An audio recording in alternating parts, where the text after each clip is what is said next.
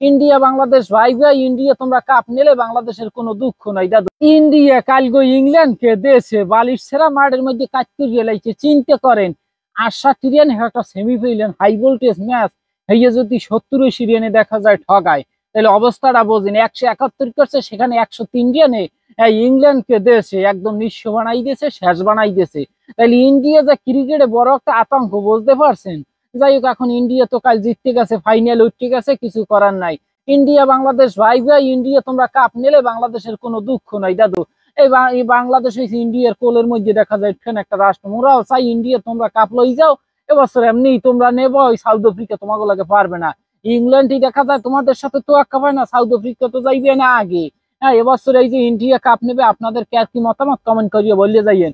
এখন কথা হয়েছে ওই যে ইংল্যান্ড কালকে কোন নম্বর খেলাতে, চিন্তা করেন। এরাও মনে হয় বাংলাদেশের মতো একটা চেষ্টা দিয়েছে যে আমরা বহুত আইসি, এবছর আমাদের এত টার্গেট ছিল না, আমরা সামনে যাবো না, এবছর আমরা এখন বাড়ি চলে যাবো।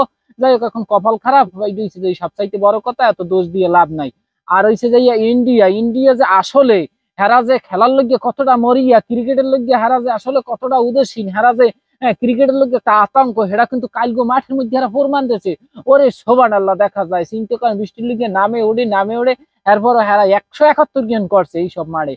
এরপর দেখা যায় হারা কত সুন্দর বোলিং দিয়ে হাদেরকে দেশে লুথা বানাইয়া মোয়া বানাইয়া 103 রানের মধ্যে প্যাকেট। চিন্তা করেন, একটা সেমিফাইনাল ম্যাচ, এখানে আর নাইলে 10-20 রানের একটা ব্যবধানে যদি হারা হইতে, তখন একটা হাড্ডাহাড্ডি খেলা বলা যাইতে।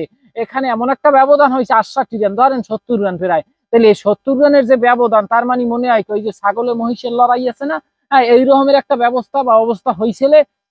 যাই হোক, এখন কথা হচ্ছে যে ইন্ডিয়া তোমরা কাপ লই যাও বছর, ওই সাউথ আফ্রিকা এমনি তোমাকে পারবে না। কালগো ওই যে রাইট 8:30 মনে হয় আবারও মাঠে নামবে ফাইনাল খেলার লগে। বছর টি-20 ফাইনালে কাপ নেবে কেডা, আপনাদের মতামতটা জানাই দিয়েন।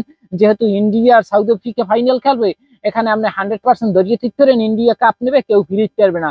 এখন অনেকে আবার বলবে না ইন্ডিয়া কোন রম্বায়, আপনি ইন্ডিয়াকে নিয়ে এত মাতামাতি করেন কা। বাংলাদেশ কোন রম্বার ক্রিকেট খেলে, বাংলাদেশ পারে না লুথেরাও।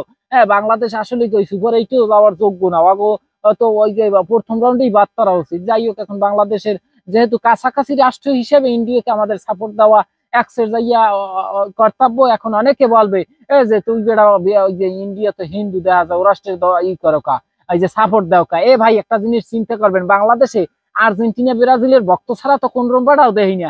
আর্জেন্টিনা কি মুসলমান, ওই ব্রাজিল কি মুসলমান? হ্যাঁ, যাইয়ে চেঞ্জ হয়ে যান। হ্যাঁ, মেসিরে কিছু কইলে এরপর দেখা যায় নেইমারে কিছু কইলে গাও জলে পুরায়। আর ওই যে ইন্ডিয়াকে কইলেই দিয়েছেন এককালে যাইয়া। হ্যাঁ, তো হেরা দেখা যায় জন্মের বিধর্মী।